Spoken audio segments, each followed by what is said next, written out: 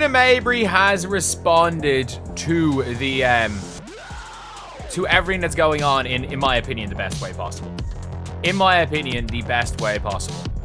Like, this is what players need to realize. Like, last night's WNBA showdown wasn't just a basketball game. It was a full-blown soap opera, and Marina Mabrey was center stage. After Caitlin Clark got scratched in the eye during a dead ball, Mabrey took it upon herself to escalate things and straight-up body-checked Clark to the floor. And instead of walking it back or apologizing, Marina pulled out the ultimate Uno reverse and responded with sass, receipts, and just enough shade to block out the sun. The WNBA initially hit her with a technical, but guess what? That got upgraded to a flagrant 2 after review. Sophie Cunningham also got slapped with a fine for a separate hard foul last night, and her team pretty much justified it. One thing I can tell you for sure is that now the WNBA has broken their silence about the assault and about everything that transpired. This is what they had to say. Let's pull it up. No suspensions though, just vibes. But Marina wasn't having it. She hopped on TikTok and dropped this gem. Every time they comment, I make dollars. That's right, no apologies, no regrets. She turned the entire controversy into a hustle. And honestly, respect the pettiness. Meanwhile, Sophie Cunningham is being called vile for doing what everyone begged for last year, defending Caitlin Clark. She didn't throw fists. She didn't shove anyone to the moon. She simply stepped up, held her ground, and boom, ejected. This league is out here penalizing order while rewarding chaos. Technical foul from last night's Fever game has been upgraded to a flagrant 2. The league told ESPN a flagrant 2 comes from a standard fine. Additionally, Sophie Cunningham was fined separately for her hard foul with 46 seconds left to play. It's giving daytime drama with a side of inconsistent officiating. Let's talk about this officiating. If you've ever wondered what it'd be like to watch a game where refs act like they're solving riddles while blindfolded, congrats. This was it. One player literally got poked in the eye, another thrown to the floor, and the refs blinked like confused Roombas. You breathe too hard near a vet. Technical. You throw a full body check, eh? Let's review it for 7 minutes and still get it wrong. Where's the consistency? It's like the refs are playing darts with the rule book in the dark. And then you got fans and media trying to justify Marina's hit stick maneuver as protecting her teammate. Really? So Sophie dragging Sheldon is vile, but Marina tackling Clark during a dead ball is leadership. The double standard is louder than the boos echoing through Gainbridge Fieldhouse. If Caitlin had done half of what Marina did, she'd be trending for the wrong reasons, suspended, fined, and probably booked for a TED Talk about sportsmanship violations. Let's not pretend this isn't about who the target is. Sophie Cunningham's reaction was Olympic-level restraint. You don't have to touch her, but you trying to swat like you're LeBron James, it's not safe, man. It's not safe. Come on, fam. This is why you're getting called a dirty player, because you're playing out of control. The woman could have gone Mortal Kombat, but instead stood tall, calm, and locked in like a bouncer at the gates of logic. And yet, she's the villain? This league had the chance to build a narrative around her poise under pressure, but nope, let's eject her and hand out fines to everyone else like Halloween candy. The refs clearly need more than a workshop. They need boot camp, therapy, and probably a pair of working eyes. The officiating chaos isn't just a one-game fluke. Caitlin's been getting knocked around all season, blindsides, elbows, shoulder checks with no ball in sight, and each time the whistle stays silent like it's meditating. You call that physical basketball? Now that's targeted aggression wrapped in plausible deniability, and it starts at the top. When a whole team is out there playing like they're on bounty mode for Caitlin's ankles, that's not coincidence. That's coaching philosophy disguised as hustle. You get to hacking dribblers, the ball handler. You get to hacking them. You get to slapping their arms when they get the ball.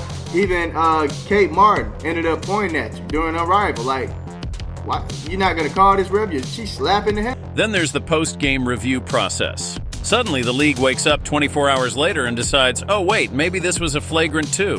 Where were y'all during the game? Refs spent 10 minutes staring at HD replays and still couldn't spot the obvious. Are we sure they weren't reviewing an old episode of American Ninja Warrior by mistake? Because the logic just isn't logicking. Play on during the chaos, suspension whispers after. Make it make sense. Even the fines and penalties come served lukewarm. No pressers, no hard questions, just quiet little posts hoping we forgot. But fans didn't forget. Social media is on fire. Every clip is viral. Every shove, slap, and stare is being dissected in 4K. And yet the league acts like we're not paying attention. If you want to grow the game, Maybe start by not ejecting the few players actually showing leadership and backbone. This whole situation could have been a statement. Instead, it's a circus. The narrative here should have been about Caitlyn taking a hit, Sophie stepping up, and the team rallying around each other. But instead, we're watching referees fumble decisions, players get penalized for control. As we've seen, Sophie Cunningham making sure she's even more loved or hated.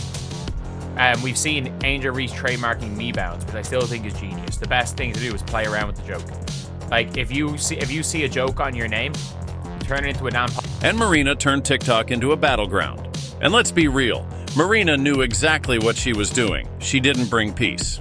She brought drama, and the league ate it up. Meanwhile, people still out here defending the Suns' rough play as just part of the game. Nah, this ain't football. You don't get to full body someone during a dead ball and act like it's just Monday. You don't scratch someone in the face, invade their space, and expect zero pushback. The problem isn't the physicality, it's the selective enforcement. Try to turn it into a positive thing and then try and monetize off it. But Marina Mabrey commented on TikTok about the whole situation, and this is what she said. Every time they comment, I make dollars. And I mean, I don't think she's wrong. I don't think she... Let's rewind to what actually happened. Caitlin Clark gets scratched in the eye during a dead ball. The refs miss it. Then JC Sheldon invades her space. Clark lightly shoves her away, and suddenly Marina Mabrey comes flying in like she's trying out for the WWE. No ball, no play. Just a textbook cheap shot and a viral moment instantly born. And what does the league do? They wait until the next day to issue a flagrant 2. That's not leadership. That's PR damage control with a lag time longer than a 2003 dial-up connection. Marina's defenders are calling it passion. Some are even calling it protection. But if this is what protection looks like, then Caitlin Clark better start wearing a helmet and shoulder pads. This isn't protection. We knew the WNBA old guard, the Monica McNutts, the Natalie Esquires, we knew they were going to have some nonsensical takes after what took place last night. Between Sophie Cunningham putting JC Sheldon in a nice clinch. This is targeted intimidation dressed up as team loyalty. Marina didn't step in to defend a teammate. She inserted herself into chaos that had already ended and reignited it for spectacle. And then when Sophie responds, not with a hit but just with some firm defense, she's the one who gets tossed. This isn't a sport anymore. It's a theater production called The Caitlyn Chronicles. Everyone hates her. And let's talk about that hate. It's loud, it's weird, and it's everywhere. Half the league acting like Caitlyn personally insulted their grandma. You've got players, fans, even blue-check journalists jumping on this anti-Clark bandwagon so fast, it's like they're racing to collect clout points. And sure, you can say it's about competition, about ego, about being the new face of the league. But at some point you have to ask, why does her presence bother them this much? It's like Caitlyn's existence violates some unspoken code. Running downhill like a safety in the NFL. From the dust-ups between Caitlin Clark and JC Sheldon, Marina Mabrey swinging, spinning back fist on Aaliyah Boston that didn't get called. We knew that the slows, shout out to you 360, we knew that the slows would have... The one where rookies are supposed to sit down, shut up, and never outperform the veterans, but Clark didn't read that memo. She came in guns blazing, dropping dimes, pulling from the logo, and elevating viewership numbers every time she steps on the floor. And instead of celebrating that, the league looks like it's punishing her for breathing. Meanwhile, Sheldon's launching herself like a linebacker and walking away without a scratch on her stat sheet or her reputation. This isn't just inconsistent officiating, it's systemic. When certain players get the benefit of the doubt and others get crucified for blinking too hard, that's not bad luck, that's a broken system. You can't tell fans to invest emotionally in the league when the league itself keeps flipping the script mid-season. Clark's getting the villain edit while others get applauded for chaos. You want loyalty? Try fairness first. And then we get to the silence from the top. Where's the transparency? Who's on the review board? Who decided Marina's hit was only worth a post-game flagrant?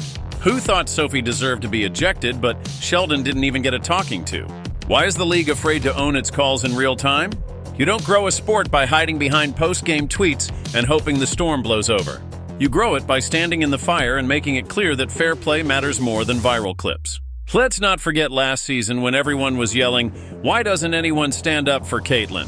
Well, now they are. Every time Caitlyn plays, look, Oregon, now look at Marina. The jealousy gotta stop. Look at this. Now watch Marina. Ridiculous. Sophie Cunningham did exactly that. And look what she got. Ejected, fined, and smeared. And Marina gets to go viral while her fans chant, "Protect your teammate." You can't have it both ways. If physicality is fair game, then Sophie played fair. If it's not, then Marina should have been out of the game instantly. Pick a standard and stick to it. Otherwise, you're not running a professional league. You're running chaos cosplay with a scoreboard. And all this while the league's own marketing machine relies on the drama. They love the chaos when it trends. They love the clips when it gets them views. But when fans start asking hard questions, why is Clark targeted? Why are the refs this blind? Why does Sophie get punished for poise? The league goes silent or vague. Statements with no teeth. Decisions with no urgency. They want the spotlight, but not the responsibility. Can't have both. And then there's the ugly side of the discourse. Racial double standards, sexual identity politics, social media mobs picking sides, not based on facts, but on agendas. She got to go. Man, look, the jealousy has to stop. Now, listen, I like Marina, but she got to go. That is ridiculous. And then the other girl, I don't even know her name. She poked Caitlyn right in the eye. People suddenly becoming Marina Mabrey fans just because she laid hands on Clark.